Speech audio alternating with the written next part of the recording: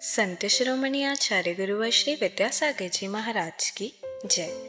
अरहम योग प्रणेता पूज्य गुरुवर श्री प्रणम्य सागर जी महाराज की जय। ओम अरहम नमः। स्वाध्याय प्रेमी बंधुओं, श्री तत्वार्थ सूत्र ग्रंथराज जी के छठे अध्याय की कक्षा में आप सभी का स्वागत है। चलते हैं सर्वज्ञ देव द्वारा बताए मनोविज्ञान की कक्षा की ओर और समझते हैं जीव और पुद्गल के मिलने से होने वाले कर्मों के आश्रव को। मोक्षमार्गस्य नेतारं भेत्तारं कर्मभूरतां ज्ञातारं विश्वतत्त्वानां वन्दे तद्गुणलब्धये। देवादिदेव आदिम तीर्थंकर श्री ऋषभनाथ भगवान की, वर्तमान शासन नायक श्री वर्धमान महावीर भगवान की, परम पूज्य आचार्य गुरुवर श्री विद्यासागर जी महाराज की। तो सूत्र ग्रंथराज में षष्ठ अध्याय के माध्यम से जीव के भावों का कथन किया जा रहा है। कौन से भावों से किस तरह की आयु का बंध होता है यह बताया जा चुका। आगे आयु कर्म के बंध के बाद एक नाम कर्म और शेष रहता है, उसके विषय में भी यहाँ सूत्र दिया जा रहा है। योग वक्रता विसंवादनम चा शुभस्य नाम्नः। अशुभस्य नाम्नः, अशुभ नाम कर्म के लिए दो कारण बताए गए हैं। एक तो योगों की वक्रता और एक विसंवाद। योग मन वचन काय के भेद से तीन प्रकार के ही हैं। उनमें वक्रता का मतलब है कुटिलता, वक्रता का मतलब है यथावत सरलता से प्रवर्तन नहीं होना। तो योगों की कुटिलता के माध्यम से अशुभ नाम कर्म का बंध होता है। अशुभ नाम कर्म के जो हेतु हैं उनमें मुख्य हेतु यही बताया जा रहा है। मन, वचन और काय ये सरल होने चाहिए। अगर मन में कुछ है, वचन में कुछ और होता है और काय के माध्यम से भी प्रवृत्ति कुछ और होती है, तो वह अशुभ नाम कर्म के लिए कारण बन जाता है। कुटिलता में सभी कुछ आ जाता है, फिर भी समझाने के तरीके बहुत सारे हो सकते हैं, समझने के लिए बहुत सारी बातें कही जा सकती हैं। जिन कारणों से दूसरों को ठगा जाता है, दूसरे के धन को ठग करके हम खुश हो लेते हैं। जिन कारणों से हम अपने योगों की कुटिलता के माध्यम से दूसरों को बना देते हैं, चला देते हैं और अपना काम सीधा बना लेते हैं। शुद्ध भाषा में जिसे कहें अपना उल्लू सीधा करना। दूसरों को हानि पहुंचा करके अपना उल्लू सीधा करना, अपना काम बनता कहीं जाए जनता कुछ बोलते हो ना तो ऐसा भी कुछ जो भाव रहता है यह भी योगों की वक्रता में ही आता है।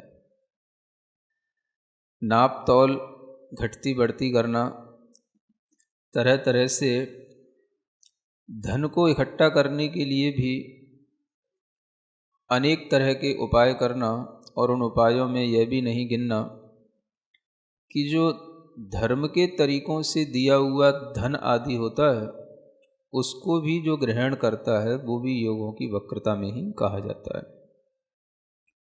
यानी किसी ने दान जिस उद्देश्य से दिया उसमें ना लग करके वह अपने काम में आ रहा है और उससे अपना भी खर्चा चल रहा है या अपना भी सब जो है व्यापार चल रहा है, इस तरह की जो प्रवृत्तियां होती हैं ये भी योगों की वक्रता में ही आती हैं, ये भी मन की कुटिलता है।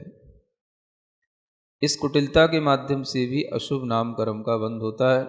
खास तौर से जो धन धर्म के लिए दिया गया है, धर्म आयतनों के लिए दिया गया है, उसको हड़प लेना। जो निर्माल्य सामग्री है जो दूसरे के द्वारा दी गई है उसको भी हड़प लेना, उससे अपना व्यापार चलाना, अथवा ऐसी कोई भी चीज़ें जो धर्म से संबंध रखती हैं उनसे अपनी आजीविका चलाना, यह भी इन्हीं योगों की वक्रता में आता है, कुटिलता के भाव में ही आता है। यानी धर्म और धर्म आयतनों के माध्यम से या धर्म गुरुओं के माध्यम से आजीविका चलाने का भाव यदि आता है उस धन के माध्यम से, तो वह पाप का कारण होता है और उसी के माध्यम से अशुभ नाम कर्म का बंध हो जाता है। जिन भगवान की जो प्रतिमाएं हैं, जिन प्रतिमाएं और जिनेंद्र भगवान के जो आयतन हैं, जिन्हें हम जिनायतन कहते हैं, इनको घात पहुंचाना, इनका भी नुकसान करना या किसी कारण से अपने आपसी राग द्वेष के कारण से भी मंदिर आदि में अनेक तरह की हानियां हो रही हैं उसकी चिंता नहीं करना, यह भी इसी में आ जाता है। शास्त्रों के माध्यम से भी आजीविका चलाना, उनका क्रय विक्रय करके यह भी आजीविका चलाने वाली जो स्थिति बनाना, यह भी योगों की वक्रता में कहा गया है। तो इस तरह से योगों की वक्रता कई रूपों में है। जो भी हमारे लिए छल कपट की वृत्तियां हैं वो, धर्म के माध्यम से अपनी आजीविका चलाने वाली वृत्तियां हैं वो, ये योगों की वक्रता में आ जाती हैं। और यह अशुभ नाम कर्म में मन की भी है, वचन की भी है और काय की भी है। वचनों में भी जब हम किसी का, धार्मिक जन का हंसी मजाक करते हैं या अपने रूप आदि के मद में आकर के हम किसी धार्मिक का अपमान करते हैं, तो वह भी एक योग की वक्रता का बहुत बड़ा कारण बनता है। कई बार आपने देखा होगा कई लोग जन्म से विकलांग होते हैं। कुछ ऐसे बेटे बेटियां भी देखने को मिलते हैं जो शरीर से सुंदर तो हैं लेकिन विकलांग हैं, या उनकी जो बुद्धि है किसी किसी की तो ठीक भी है लेकिन वह अपना काम खुद नहीं कर सकते, अथवा किसी की बुद्धि भी जितनी उम्र के अनुसार होनी चाहिए उतनी नहीं है और उन्हें एक विकलांग की तरह एक मतलब अपना जीवन निकालना पड़ता है। तो शुरुआत से ही, जन्म से ही कोई ऐसा शरीर मिल जाना या जन्म के कुछ दिनों बाद कोई ऐसी घटना घटित हो जाना जिसके माध्यम से भी हम अपना जीवन पूरा सही नहीं जी पाए और पराश्रित होकर के योग में कोई वक्रता आ गई, यानी पैर सीधा नहीं हुआ, अनेक तरह के जो लकवा आदि बीमारियां होती हैं, पैरालिसिस वगैरह, ये भी जो है योग वक्रता की इसी कोटि में आती हैं। यानी अगर पिछले जन्म में कोई ऐसा तीव्र कर्म बंधा हुआ है तो उस कर्म के फल से व्यक्ति जन्म से भी इस तरह की स्थिति वाला हो सकता है, अथवा जन्म के कुछ दिनों बाद भी यदि उसके साथ कोई ऐसी दुर्घटना होती है और वह लंबे समय के लिए इस तरह की स्थिति में आ जाता है, तो वह भी उसी के अपने ऐसे ही किसी पाप कर्म के फल से होता है। तो ये जो अशुभता हमें देखने को मिलती है शरीर में, वह अशुभता का भी बहुत बड़ा कारण इसी तरह के पाप बंध हैं जो कि अशुभ नाम कर्म के कारण हैं, और अशुभ नाम कर्म से ही शरीर की अशुभ रचना होती है, क्योंकि नाम कर्म का काम क्या है? शरीर की रचना करना। तो कई बार आप देखेंगे कि कुछ ऐसे अच्छे बच्चे मिलते हैं जो अच्छे हैं, बुद्धि अच्छी है, चेहरा भी अच्छा है, रूप सौंदर्य है, लेकिन बड़ी विकलांगता है, या उनके चाल बड़ी टेढ़ी मेढ़ी हो गई है, या उनका मुंह जो है टेढ़ा मेढ़ा हो गया है। तो ऐसी भी बहुत कुछ जो स्थिति बनती है शरीर के साथ, इसमें भी पूर्वकृत कर्म का इसी तरह का बंध होता है। क्योंकि अशुभ नाम कर्म के बंध से यदि हमने किसी के लिए मान लो हंसी मजाक करके या कोई किसी के लिए उपहास करके या हमने अपने मद में आकर के किसी दूसरे को नीचा दिखा करके कभी ऐसी अपनी कसाइयों से कोई ऐसा कर्म बंध किया हो, तो उसके फल से भी इस तरह की स्थितियां बन जाती हैं। कई बार कुछ लोगों को देख करके स्पष्ट रूप से समझ में ऐसा आता है कि देखो, इन्होंने पिछले जन्म में कोई अच्छा कर्म तो किया था जो मनुष्य जन्म मिला, जैन कुल में भी जन्म मिला या किसी भी अच्छे कुल में जन्म मिला, और उसके उपरांत भी शरीर में इस तरीके की स्थिति है कि जैसे मान लो हम कभी किसी के ऊपर जब हंसते हैं या कभी किसी के लिए कोई व्यंग कसते हैं, तो उस समय पर जैसा हमारा चेहरा होता है वो थोड़ी देर के लिए होता है, लेकिन हमें पता नहीं पड़ता है। और वैसा ही चेहरा हमेशा के लिए हो जाना, ये फिर अपने आप में बहुत बड़ा एक दुर्भाग्य बन जाता है। तो इस तरीके के भी चेहरे देखने को मिल जाते हैं कि सब कुछ सही है शरीर में, लेकिन चेहरे में इस तरह की विकृतियां हैं, या चाल चलन में भी इस तरीके की विकृतियां हैं। क्योंकि यदि कोई अपने शरीर पर ज़्यादा गर्व करता है, ज़्यादा अपने शरीर पर मद करके दूसरे को हीन समझता है, तो उससे भी ये अशुभ नाम कर्म का आश्रय होता है।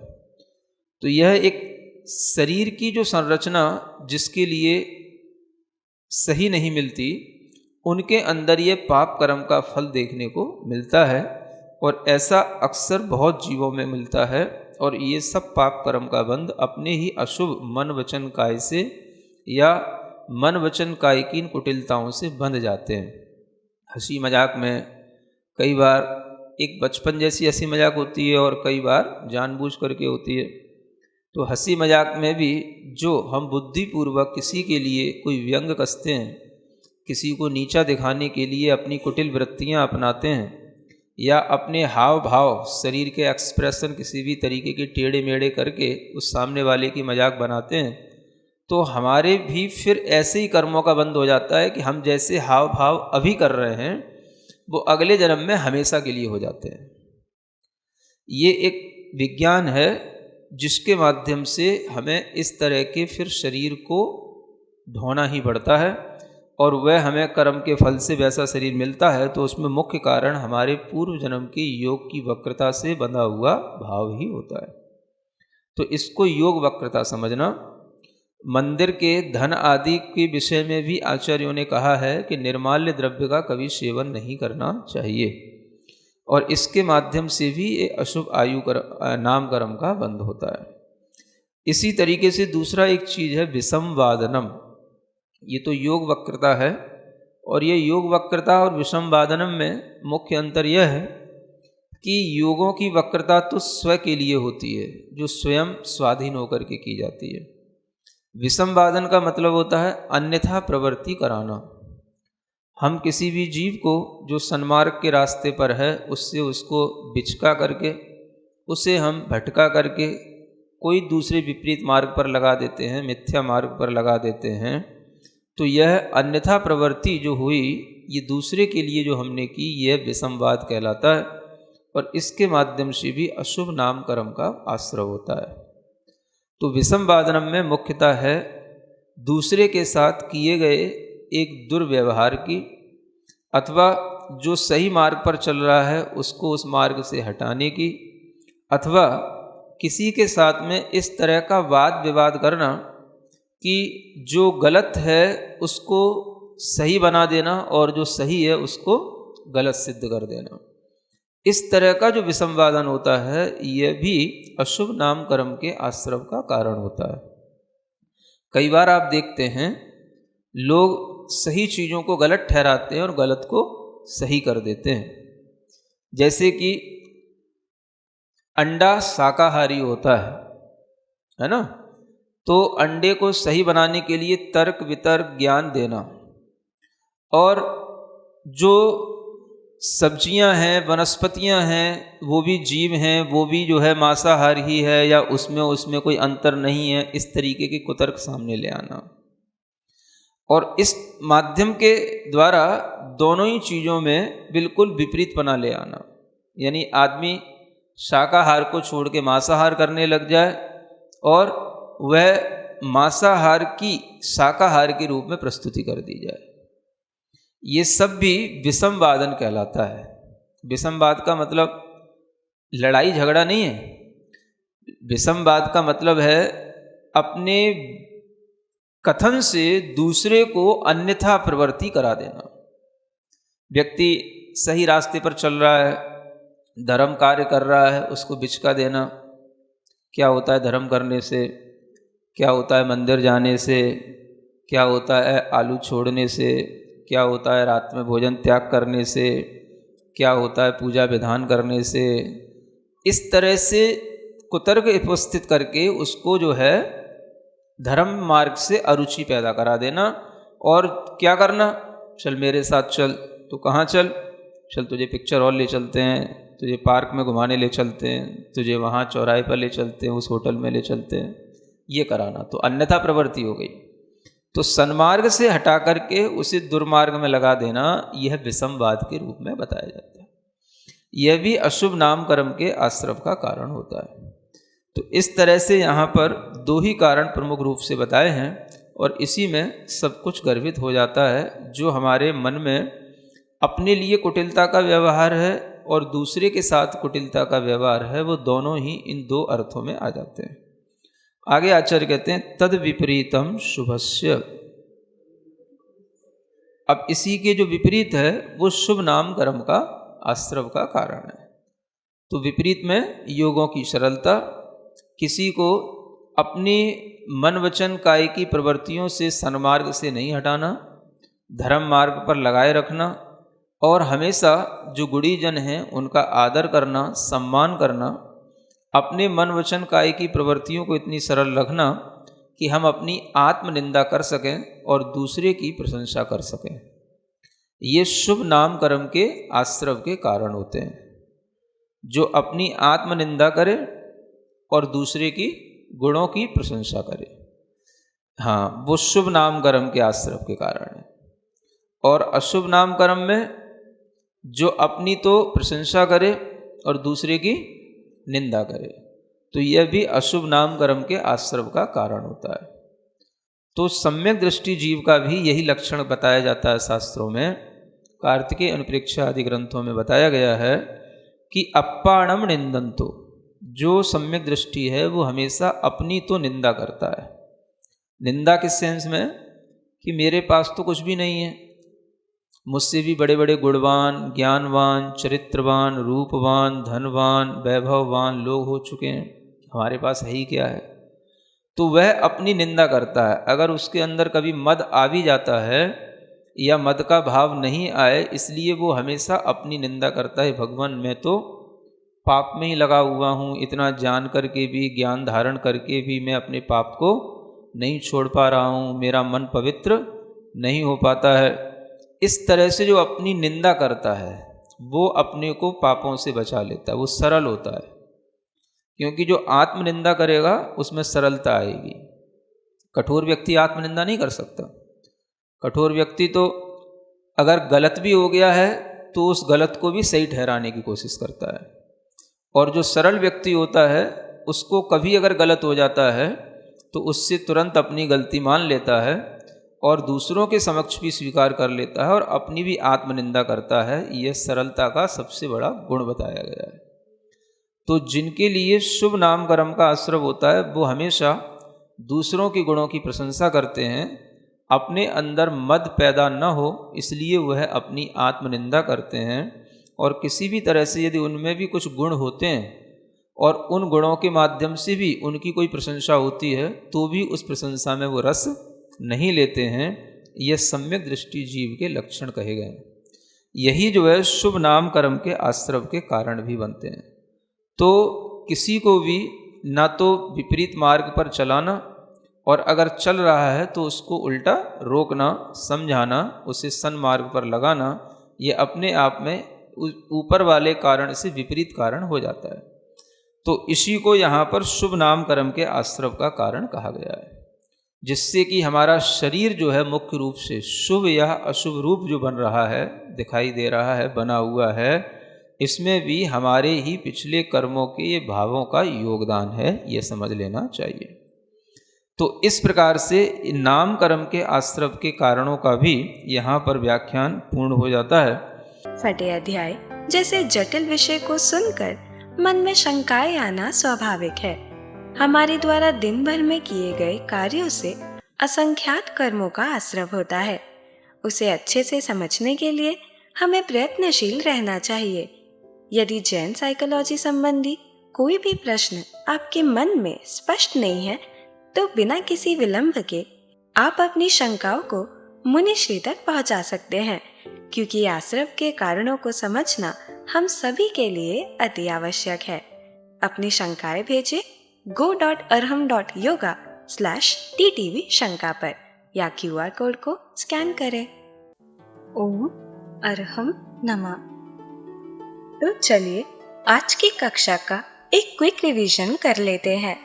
हमने समझा कि हमारा शरीर शुभ अशुभ रूप पिछले कर्मों के योगदान से होता है।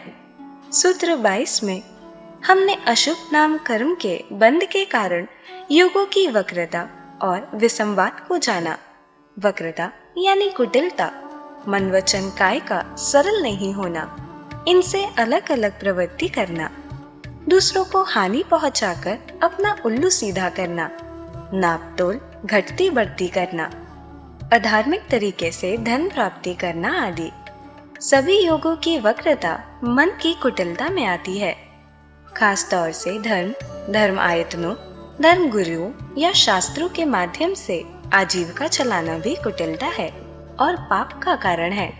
जैसे इनमें दिए गए धन को हड़पना या शास्त्रों का क्रय विक्रय करना, जिन प्रतिमाओं जिन आयतनों को घात पहुंचाना, आपसी राग द्वेष के कारण इनकी चिंता नहीं करना, वचनों से धार्मिक जन का हंसी मजाक करना आदि भी इसमें आता है।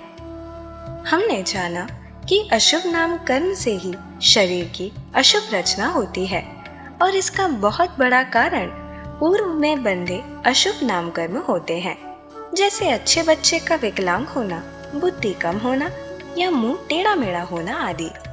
पिछले जन्म के तीव्र कर्म के फल से व्यक्ति जन्म से भी या किसी दुर्घटना के बाद लंबे समय तक विकलांगता, लकवा आदि बीमारियों से ग्रसित हो सकता है, जिससे पूरा जीवन पराश्रित होकर निकलता है। कुछ लोगों को देखकर स्पष्ट समझ में आता है कि इन्होंने पिछले जन्म में अच्छे कर्म किए थे, तभी मनुष्य जन्म अच्छा जैन कुल मिला, लेकिन कभी शरीर का मत किया होगा, इसलिए चेहरे पर विकृतियां हैं। चाहे बचपन जैसी हंसी मजाक हो या नीचा दिखाने वाली कुटिल प्रवृत्तियां, जो हाव भाव शरीर के टेढ़े मेढ़े एक्सप्रेशन हम करते हैं, वैसे ही कर्मों का बंध होता है और आगे वैसा ही शरीर हमें ढोना पड़ता है। यह एक विज्ञान है। अशुभ नाम कर्म का दूसरा कारण है विसंवादन, जहाँ योगों की वक्रता स्व के लिए होती है। विसंवादन में अन्यथा प्रवृत्ति होती है, जैसे किसी को सन्मार्ग से भटकाकर मिथ्या मार्ग पर लगाना।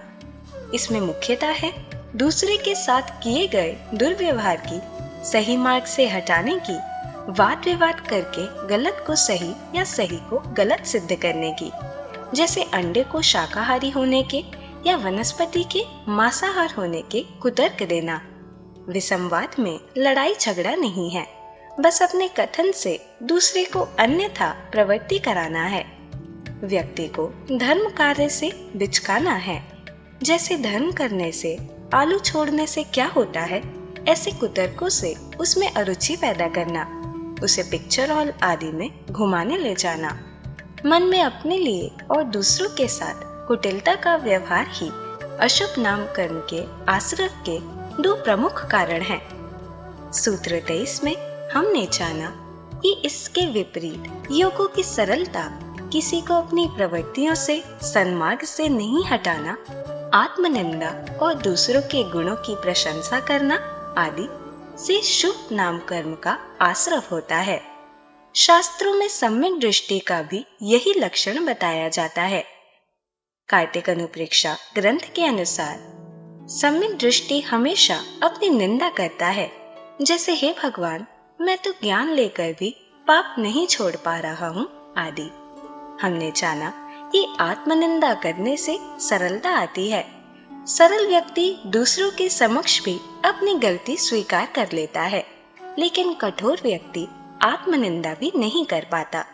जिसके शुभ नाम कर्म का आश्रव होता है वे दूसरों के गुणों की प्रशंसा करते हैं, आत्मनिंदा करते हैं, अपनी प्रशंसा में रस नहीं लेते, किसी को भी विपरीत मार्ग पर नहीं चलाते, उन्हें सन्मार्ग पर लगाते हैं। तो चलिए अब हम सभी चुनवाणी स्तुति करेंगे और तत्पश्चात समय होगा आज के सवाल का।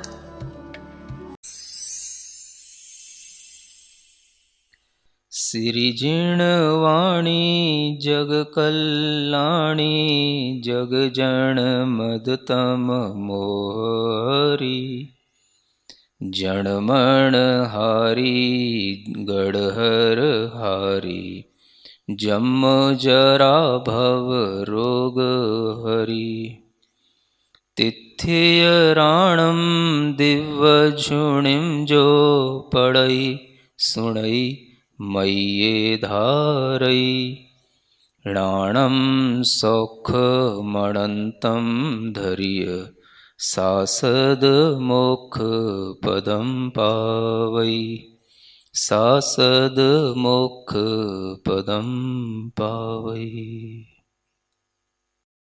अब समय है आज के प्रतियोगिता प्रश्न में भाग लेकर आकर्षक पुरस्कार जीतने का। आप अपने फोन को QR कोड स्कैन करने के लिए तैयार रखें या दिए गए लिंक पे जाएं। आप अपना उत्तर चुनकर हमें कल शाम 5 बजे तक भेज सकते हैं। 3 भाग्यशाली विजेताओं को मिलेंगे आकर्षक पुरस्कार। विजेताओं का नाम इसी कार्यक्रम में हर रविवार को घोषित किया जाएगा। साथ ही सभी प्रश्नों के सही उत्तर भी बताए जाएंगे। आज का सवाल है, दूसरे की प्रशंसा करने से कौन से कर्म का आश्रव होता है?